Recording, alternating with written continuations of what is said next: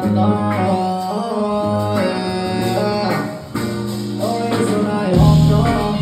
自分の手ですること人のせいはしないもん言い訳はしないよ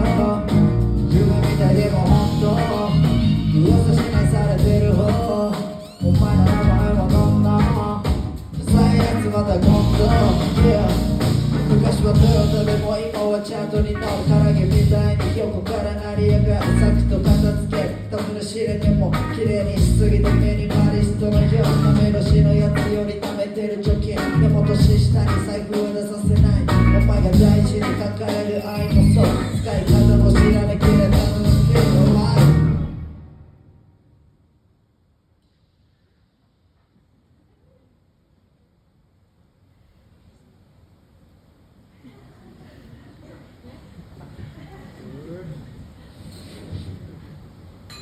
マックに生きてるやつでもビーフに興味はない争うのはちゃんと頭だけだから俺の足元は汚れないいや祈るほどこうべたらす人が見てない時ほど襟立たすゲットバストこう増えるキャッシュ昔をめしゃくら晴れてるジャック俺のない本当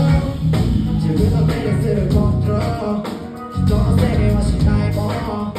言い訳はしない